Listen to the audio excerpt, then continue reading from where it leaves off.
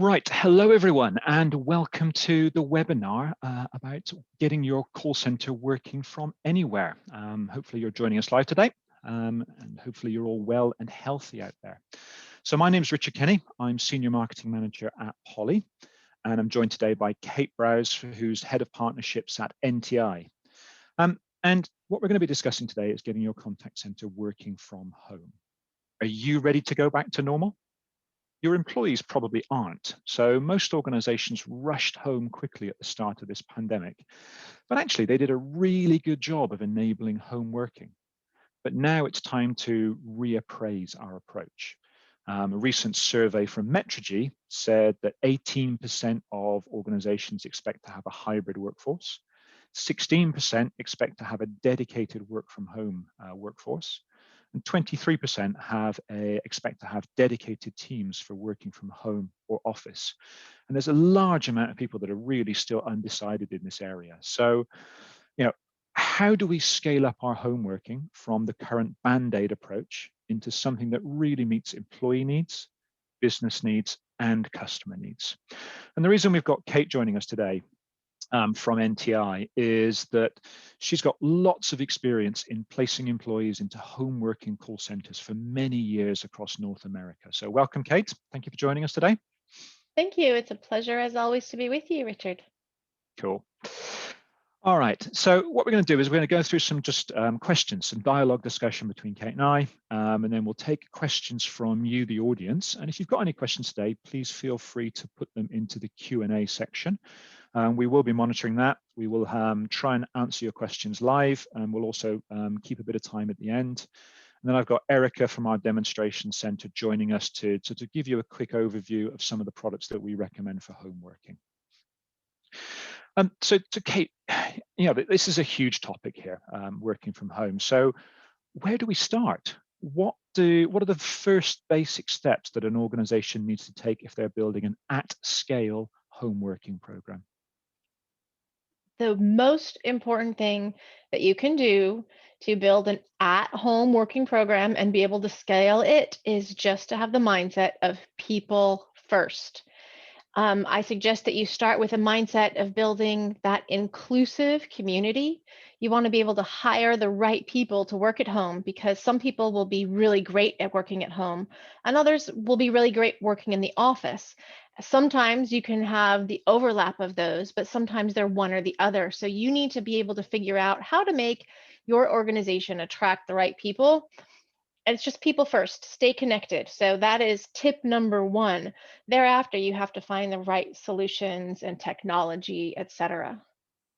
So just sort of picking up on that people first point, I guess most people build an organization, they build a culture around their office, and that office kind of impresses upon people what the culture is of that organization.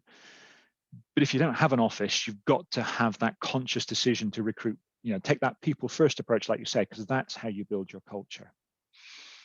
I think that's a really important point. And yes, exactly.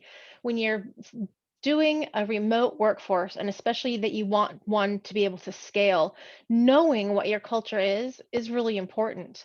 And having it be inclusive so that people in many different varieties and walks of life can feel like they're part of the team.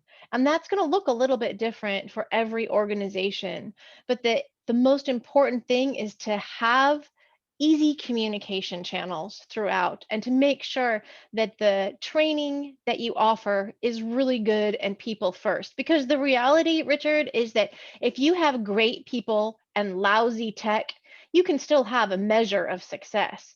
But if you have great tech and lousy people, you're not going to have much success at all. So understanding that the people are going to be driving this and they need to be the right people with the intentional organizational culture, that's really going to set you up to scale. And if you can figure that out in the beginning as you're setting up your remote models and figure out what kind of employee is best for your organization, are you looking for somebody who is going to be a brand ambassador, or are you looking for somebody who needs to answer IT questions? Because those are two different organizational silos that you can have in your organization, and the person who might be a great fit for one might not be for the other.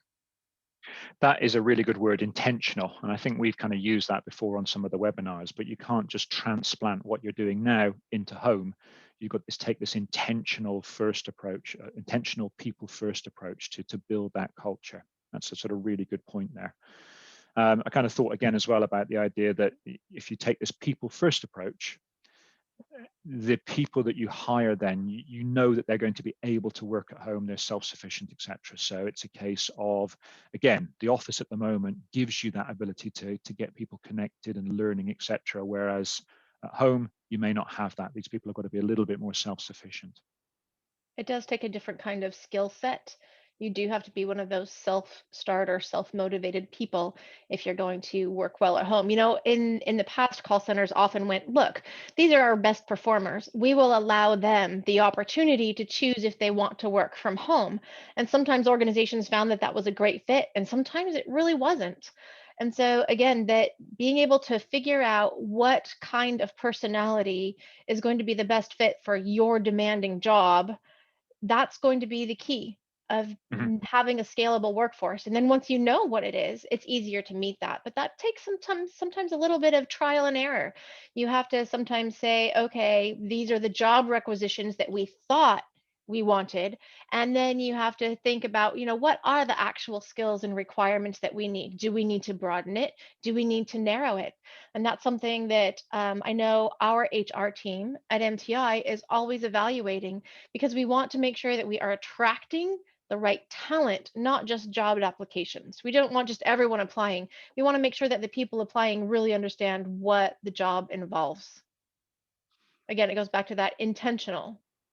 I have a whole list of questions for you here, but I'm picking up so much more off the conversation with you here. So excuse me diverting from Of course. things. But there's kind of another thing that I've picked up there again, and it's the idea of maybe being prepared to fail in Yes. something in this first year, because call centers have existed for 40, 50 years now, and we've really finely tuned the operating model to work really well. Um, we've got to be prepared to do some things, to maybe try some things and be prepared for them to go wrong. And not just the call center be prepared for them to go wrong, the wider organization that looks to the call center has got to be prepared for that as well. And that is a really, really hard thing. You're absolutely right. I think that we need to not be scared to fail. The problem is nobody in the organization wants to be able to say, yeah, I'm the one who signed up for this bad idea. In reality, what we see is, studies about failure and people who choose to be open to doing things wrong. What we find is that those risk takers often are the ones that are future forward thinkers that will prepare us for the way. And failure just means that you get to find a new path forward to success. And there is no normal right now. We're going back to something that isn't. I mean, like the statistics that you just quoted at the beginning, there's a huge number of organizations that are choosing to allow people to work all at home or a hybrid model, some days in the office and some days at home. Some are allowing people to work at remote satellite offices that may be closer, that they are using in lieu of their large inner city offices. So there's so many different models of working that companies are exploring, and some of them aren't going to be a good fit. So understanding that and making sure that the C-suite understands that as well is really freeing. And so if you're looking at different models, saying to your upline and making sure that you have buy-in from the C-suite that this is something that we are going to do our absolute best. We're going to have all the best tools in place, but it's something that we've never tried before. And if it doesn't work, we will have a backup plan. And that's important as well. Okay. Um, I kind of think I know the answer to this one then as well, but do we need to take a decision about going completely hands off with our employees? So for example, we give them a stipend on a Friday evening and say, right, see you on the phones on Monday morning, you're off on your own at home, or do we own that employee experience that they've got at home? I am a big believer that that should be in the hands of the employee. I think some employees are going to say, yes, please help me know what is the best way to set up my office, because they may have never worked at home before, or they may have never had a separate dedicated office space that you may be requiring them to set up. They may have been fine to work at their kitchen table, but now you're a financial organization that requires them to have a locked door. And they may say, I'm not sure what's best. And there may be others that are like, hey, I've been doing this work from home space for 20 years. I know what works for me. And so I think organizations need to allow that to be in the hands of the employees and have a path for both of those. Again, hiring back that sort of more self-sufficient employee, that you kind of empower them a little bit more here to deliver a set of standards that you've got, but it's in their hands how they do it. Yes, absolutely.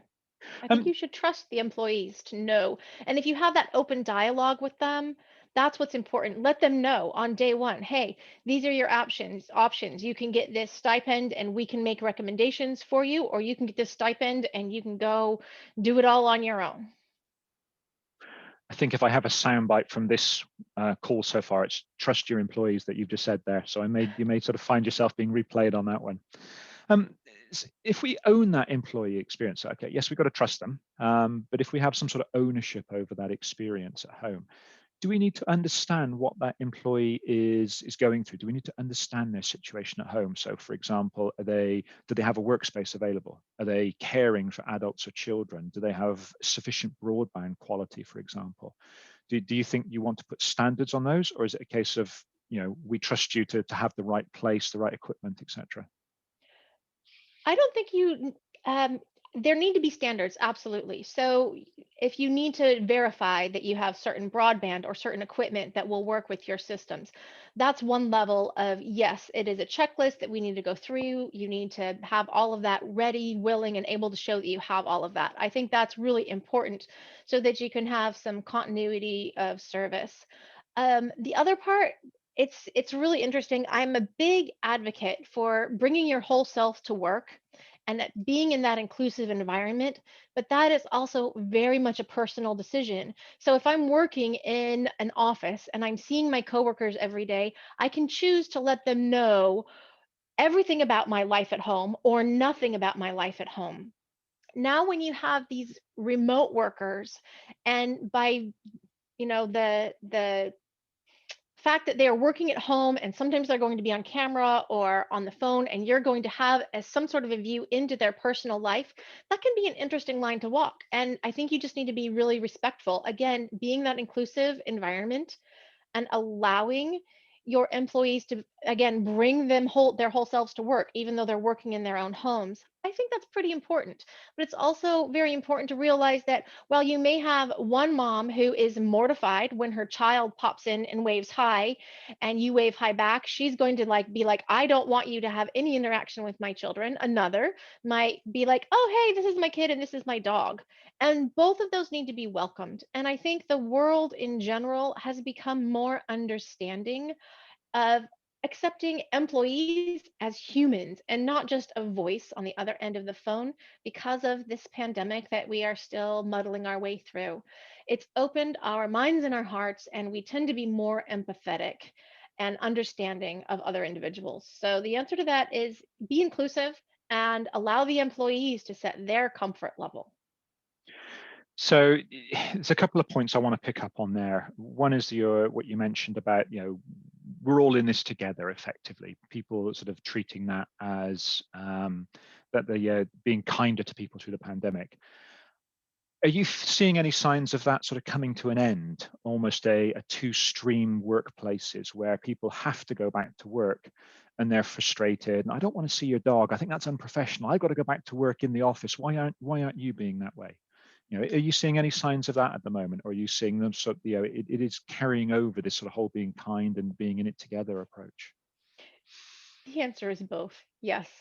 Some people are like, okay, it's time to be a little bit more professional. And I think you can have that still and be at home. So you can still expect your employees to, show up at home in this professional environment and still have things go wrong. But it might not any longer be okay for there to be, as kids yelling in the background when they're supposed to be in school now because schools have opened back up.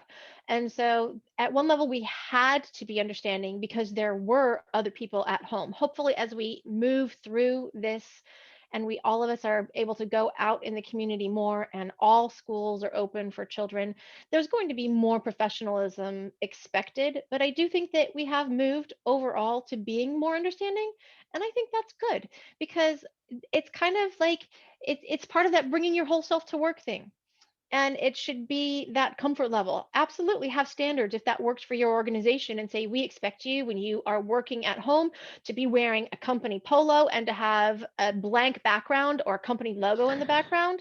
Or you can have people who are like, we don't care what you wear. The only people that are going to be seeing you are internally. The people that you're talking with on the phone are never going to see it. So if your background is messy and it happens to be that we're seeing your kitchen because you're sitting at your dining room table, we don't care. But make those expectations, figure out what works internally for you and your team, and then just make sure that you have some level of flexibility built in there, because all of us know that we think sometimes we know what to do. And sometimes you just have to pivot and say, you know what, we really thought that it was wear whatever you want to work, but we aren't liking some of the things that we're seeing. So we're sending you all a polo and you're expected to wear it. It feels like the whole shift to home working is part of a bigger movement in call centers. Traditionally, it's been very much command and control, everyone treated the same, very uniform environment. But it feels like we're seeing much more empowerment of employees now. Do you sort of see any surveying of employees to see what their needs are, or do we kind of still see the top-down approach from call centers? I think forward thinking companies are doing exactly what you just said. They are surveying the needs of what their employees have. So here's the really interesting thing is that when people were working in the office, they had a measure of success. Companies were measuring how productive they were, what their CSAT scores were, what their kind of employee satisfaction was, and then everyone got sent home. And the reality is that the CSAT scores and the employee experience scores and the productivity have overall increased. People have been happier and more productive working in their homes than they were in the call center environment or even in just the general office environment. And that's kind of crazy because our homes were not set up to be the places where we work. They were set up to be the places where we live. So if organizations want to know what we need to be successful, then they need to be asking us, and we need to be doing some real thinking as employees working at home and maybe going back to the office. What is it that made my environment at home better? And I think a big part of that is a work life balance, but maybe there are other things that need to be taken into consideration. I think a big one is just acoustic privacy, that you can have people at home and they aren't having somebody listening in on the cubicle next door, and there's not all the chatter that you can hear around you that you then have to tune out because you're able to focus better. And so there's a Yep, multitude of things to be aware of. we And yeah, are organizations should ask. we are releasing some research next week that says exactly that. It's things like natural light, it's quietness, it's privacy. Those are the top things that people enjoy working at home. But we got to kind of tell people that there is kind of almost an age divide or an earnings divide almost. If you're set up to work from home with a dedicated space, your satisfaction is much, much higher generally than your office. If you're sharing a workspace, if you're permanently on the kitchen table and you've got flatmates around you, your satisfaction is generally lower at home compared to the office. So there is a sort of an environmental expectation that we've got to have for people of having a dedicated workspace. And we know from some work that call centers do that they don't want to take that work home either. So if they're dealing with emotionally disturbing work, for example, those sort of things don't work very well and don't produce good satisfaction in employees when they're at home. So, but yeah, like you said, surveying people, treating them a little bit more individually, and looking at what their needs are as individuals produces that level of happiness that's higher than what they get in the office. I'm going to guess from our two personality types on here that we both like getting on with working at home. But from work that we've done as Poly, when we first sent people home in their call center, we sent everybody home, and the extroverts very quickly came back and said, "I'm lonely, I'm disruptive, I don't want to work at home anymore. I want to be with people." So, do you sort of look into that at all about the personality types and know what works best in the home environment for people? That's an interesting question. At NTI, we prior to the pandemic, we already had a distributed workforce that is across the United States, but we did have a small number of people who worked at our headquarters, which is in Boston. And when they had to go home, they were the ones that had to adjust. And those of us who were used to working remotely kind of said, yeah, of course, this is what we've learned to deal with. And what that has done is it's actually opened the doors for our company culture, which already was really great at promoting inclusivity in the remote work environment. It made us even better because the people that were like, hey, I'm going into the office to work every day, I have no idea what it's like to work day after day after day at home because I can choose to work at home or to go into the office. Our offices have been closed for, I think, coming up on a year now, and they probably won't be open till the end of the year and maybe never again. Wow. And so those extroverts, they've learned to figure out how to interact and keep those channels of communication open. And I think that's what it's about. When you have those agents at home, extroverts make great call center agents, but keeping the other communication channels open will be really important for that type of personality. So that's when it's really important to have like your daily meetings with your agents and your supervisors and to have increasing engagement. And you can offer opportunities for people who are extroverts to have after hours interactions with their coworkers as well. Oh, I feel a wine on Friday Zoom call coming on. I'm in. um, we talked a little bit about sort of hiring, etc., and that kind of brings to mind here the idea of how do we onboard or how do we go through that full life cycle with employees? So how do we identify them, recruit them, hire them, onboard them, train them, and then let them move on to other roles after that? What of approaches do you take for that full life cycle management when it's completely remote? That's a good question. It's something that we think we've done pretty well at NTI over our we're in our 26th year of having remote workers. And it starts just really simple by having a buddy system. So when we have a new employee, they are assigned a buddy and they can help each other figure out what they each need to work on, what they're good at. We have skill set assessments. And so we figure out what skill set do certain agents have, and we're really big at making interdepartmental pairings. And so you may be a call center agent, but you may have a skill set that can help if you are assigned to the IT team for a particular project.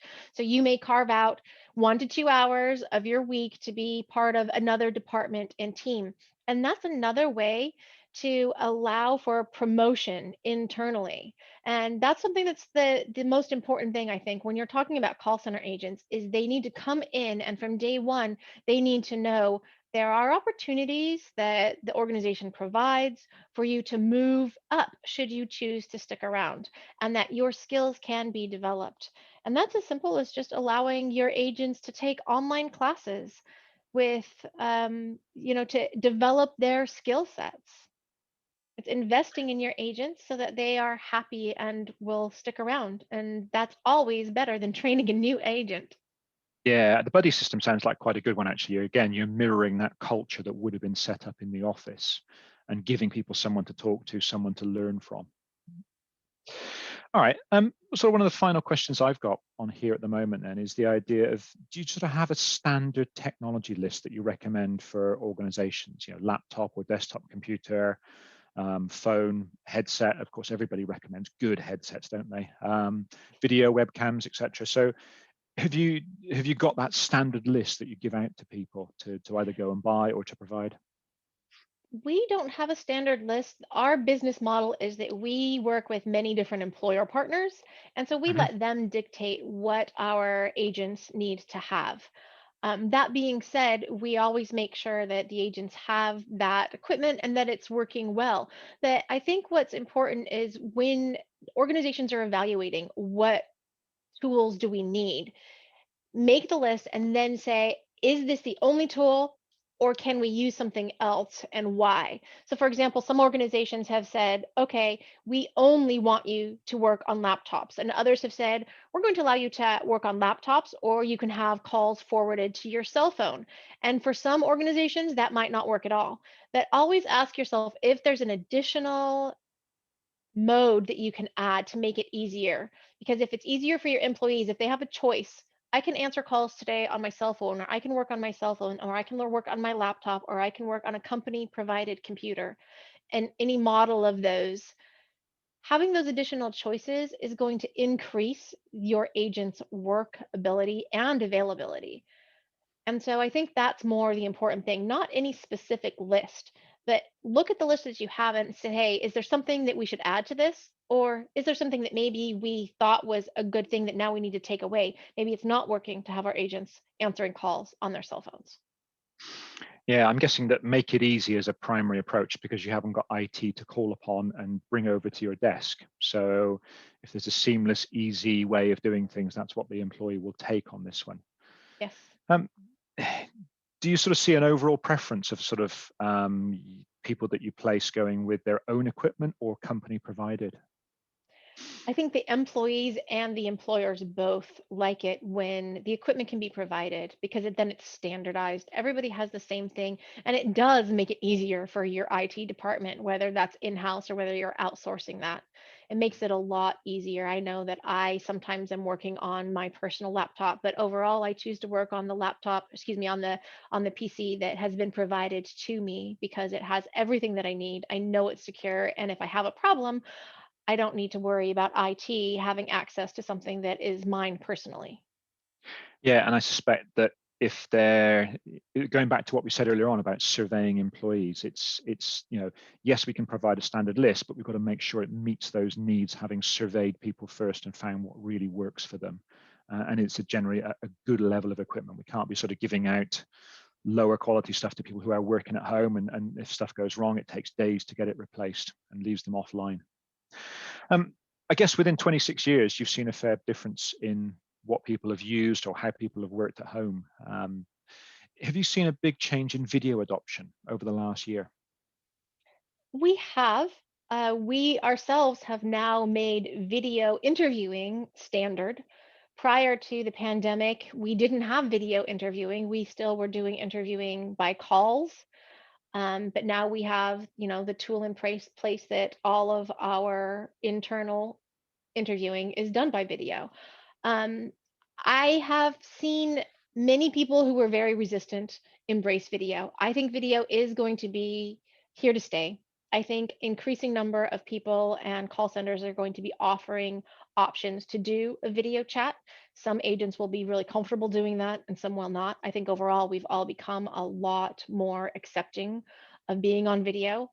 I have some teammates who, before they used to be on, and when they had to be on video, felt like they had to be looking perfect. And we've all kind of gotten over that. We're like, you know what? It doesn't matter that you aren't perfect today. You don't, Mhm. I'm not on CNN broadcasting. I'm not, I'm just meeting a person as a person. But yeah, I think video is here to stay. I've only worked with one organization who said we are definitely have no plans to move forward with video, and that was really surprising to me. After last year, I think never say never is probably the biggest plan I've made. That's all the questions I've got, and to summarize a kind of the bigger the things that I've learned is there's the idea of this intentional people first approach. And I love the idea of preparing to fail, having a backup plan is kind of this idea that you can't just translate what you've got to have this intentional work from home plan that is different to what you've done before. Business as unusual.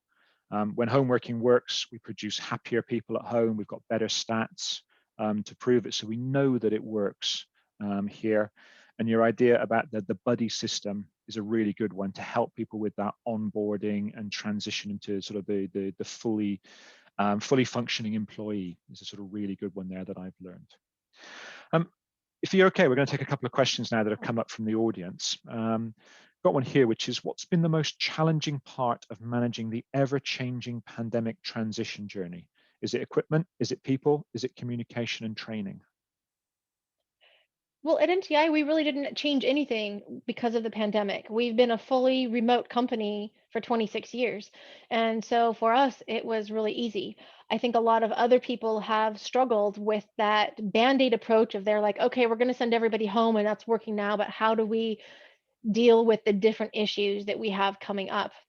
I think the thing that we have seen that has been of interest that many organizations have had to embrace is the change in schedules and adherence, because so many different people had children at home that they were not able to be available for certain hours that the children were active or schooling. And so we've seen an increase in organizations that are offering split shifts and micro shifts. And I think that's a trend that's here to stay. I think that will lead toward a better employee experience, which goes hand in hand with your customer experience.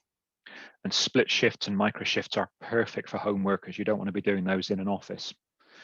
From my from my point of view, from what I hear from our customers, the kit worked incredibly well. Having what would have been a 2-year project done in 2 weeks to get everybody working from home on soft phones has all gone seamlessly. We know people have used mobile phones when employees don't have good broadband, but there's lots of tech solutions out there. There's lots of equipment out there.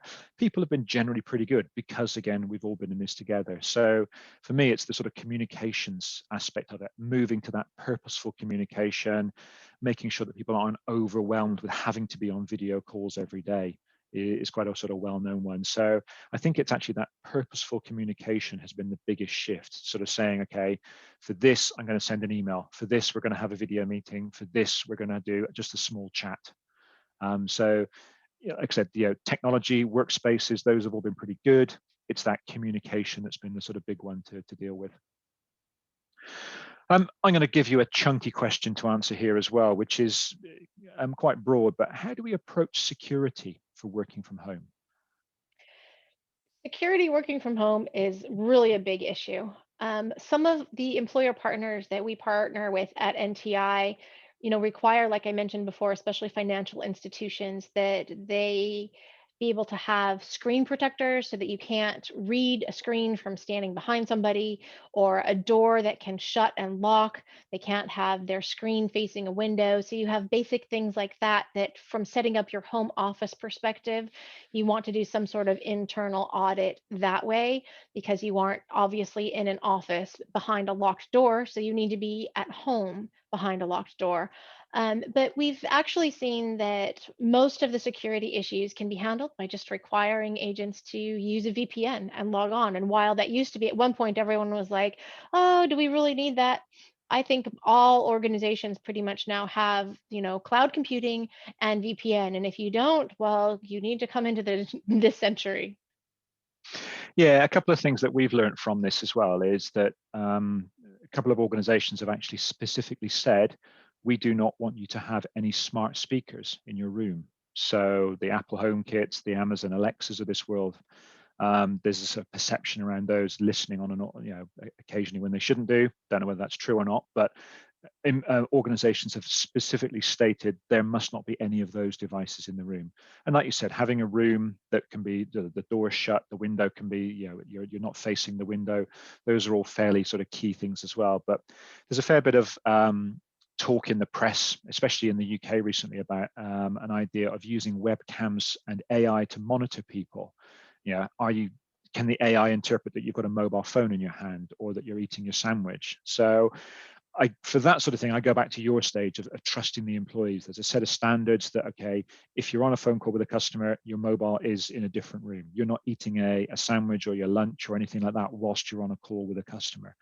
And if we're hiring you, we're trusting you with being the main interface to our customers. So we'll trust you to get all these little things right about no phones, no lunch, all that sort of stuff as well. And I think, years ago when home working first started, it was actually one of the initial studies said that home workers were less at risk of security breaches. They like working at home. They want to keep that because they really see it as a perk and they don't take any risks. I agree with that. Final question for you. We've talked about work from home, but if I look at sort of the broader office, there's an awful lot of shared workspaces like WeWork, for example, or coffee shops or local places. Would you recommend any form of working for call centers in these third spaces, like coffee shops, for example? I think that's something that needs to be handled with care. I think obviously when you are in those spaces, you open yourselves up for some of the concerns like we just talked about. Some of the privacy and security is going to be compromised.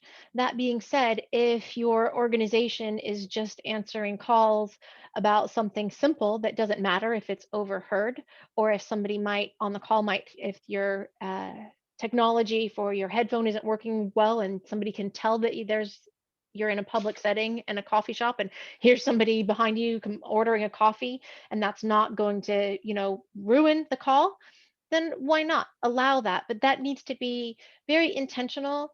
I know I enjoy sometimes getting out. I probably shouldn't say this because I'm not sure that my bosses know it, but I love going to work at the local botanical gardens from time to time because they do have free Wi-Fi. I can log on there. I can be in a quiet outdoor setting and I can be talking on the phone and really relaxing and having that peaceful moment. And so maybe that's something that would be even better than working in a coffee shop or a shared working space, is if somebody can find that opportunity to just be outside and work in a quiet place or inside in a quiet place. If you can find that local Starbucks or Panera Bread that's the first thing in the morning before anyone else is working and your employers are okay with that, yes. But I think there again, it needs to be, you need to make the standard really clear of what is the prime opportunity to work there and what would need to be in place for that to happen. Then trust your employees until you are given reason not to. If you find out that there's not that trust there, then maybe that's something that you roll back for an individual or for your entire organization as needed. Yeah, we've heard about it working reasonably well with digital channels. So email, instant messaging support, those sort of areas can work reasonably well. But I've not seen anyone actually implement it for voice channels. We make damn good headsets, and I'm going to bring Erica on fairly shortly here to talk about those and demonstrate how good they are. But there is that risk of someone overhearing you asking for your flat white in the cafe and thinking that's beyond the bounds of your whole self. That's somebody else's self there as well in terms of professionalism. All right. Well, thank you again, Kate, for your time here. It's been absolutely brilliant. I've learned loads from this, and I hope all the audience have done as well. And like I said, I want to bring Erica on now. Erica's from our demonstration centers, as you can see in the background there. And just wanted to get Erica to give a quick overview of some of our headsets, some of our devices that can be used for working at home and what the benefits of those are. All right. Well, thank you very much, Richard. And that was such a great conversation. I learned so much. That was really interesting. So thank you for that. But I quickly wanted to talk about one of my favorite headsets that I'm wearing right now, and that's going to be the Savvy 7300 Office series. But before I dive into this headset, I want to go back to maybe a year ago when we were all sent home, of course, with just our laptops. And even though you can hear me clearly right now, the audio you were probably experiencing beforehand sounded probably a little bit like this. So now I'm actually using the microphone on my laptop. Luckily, the fan is not running in the background right now. It's probably a little echoey. Again, I have a pretty big open space behind me. But as we were sent home, there's also new noises introduced into our environment. I live in a very small apartment here in New York City. I have roommates, so I had to be mindful that they were on calls. Maybe they were making smoothies in the middle of the day. Maybe someone made a mess and they start vacuuming in the middle of the day. I'm adding in, again, this very loud, distracting noise, but with my headset, I can actually reduce that. Let me go ahead and switch right back over.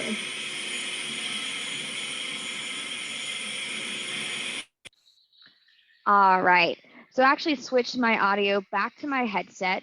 This clip is still playing in the background. It's probably significantly suppressed that noise. You probably can't even hear it anymore. I'm actually going to turn that off because it's pretty loud for me. But again, that's our acoustic technology working within our new Savvy Office series. So I'm wearing the mono ear right now. It does come in also in a dual ear, but again, one of my favorite things about this, again, it reduces all those distractions. So as you mentioned that last question, we have to be worried about what's coming in our environment. You know, we want privacy. We want to make sure there's no distracting noises, especially in contact centers. As we go back, they work very closely together. So we need to make sure that no outside conversations are coming into your call. So then that's really the security with this. With the Savvy 7300 as well, it's actually designed to keep those conversations private because it is our newest decked wireless headset. So it's really the perfect choice for financial settings, or medical settings, government, contact centers, again, really where any sensitive conversations may be happening. So you really can relax to know that all your calls are protected with this decked security that's built in. It does come with the base, so I have another headset here just to show you. I actually have this connected with my base, just USB'd into my hub here with my laptop. You can also connect it with a desktop phone as well. It has a home. It is a charging base, so you don't have to worry about, oh, I forgot to charge it. I forgot to plug it back in. And again, that flexibility with it being wireless. I like to walk around, or even if you have a standing desk. Again, this is also certified for Microsoft Teams, so it can come with that certified Microsoft Teams experience and knowing that you have that security with that decked headset as well. So that was quickly what I wanted to touch on with the Savvy 7300 Office series, and this is just one headset that we have right now. Again, this is one of my favorites that I've been using. I can easily wear this all day. It's very comfortable. And again, not only are you getting that noise cancellation for the far end, but we also have passive noise cancellation. So if I had that dual ear, actually the leatherettes are designed for those noises around you to be suppressed as well. So you get, again, noise cancellation from both ends. Again, thank you very much, and I'll pass it back to you, Richard. It's a super demo. Thanks, Erica. It was really good. The sort of vacuum cleaner. I've been in coffee shops where they've been trying to clean up, and it's just, you know, in the past it's been difficult to make calls, but I think we've got that technology to go and work there now. And the sort of reason we've chosen wireless as a demo is that, again, part of what Kate mentioned in the past about trusting employees and empowering employees, the move from a wired headset to a wireless headset, and wired is the standard for call centers. And sort of, you know, we're used to headsets, we use them all the time. So for us, wireless is kind of standard. But for call centers, moving from a wired headset to a wireless headset is such a big source of satisfaction for people. You get the ability to just walk up and move around, to stretch a little bit. So you are looking after the health of those employees an awful lot more. You know, they're not there for you to see how stressed they are. So giving them that ability to just walk up, walk around, make a coffee. You know, if they're within the bounds of professionalism, get coffee, get water while they're on phone calls, that's really going to make the life of a call center employee much more easy. And at home, you've got no concerns about density. You're not sharing desks, so you always know that the device is going to be charged. And, you know, from Erica's demonstration, we've seen how good the audio quality is on these devices as well. Okay, there are no other questions that have popped up here in the last couple of minutes. So what I'm going to do is give you a few minutes back at the end of today. So again, thank you very much. Thank you to Kate for joining us today for the discussion, and thank you to Erica for the demonstration as well. This session's been recorded, so if you want to share it with your friends, and share it with your colleagues, and share it out with other people, please feel free to do so. You'll get an email through from Poly giving you the details of how to access that recording as well. So thank you very much again, and hope to see you again soon on one of our upcoming webinars.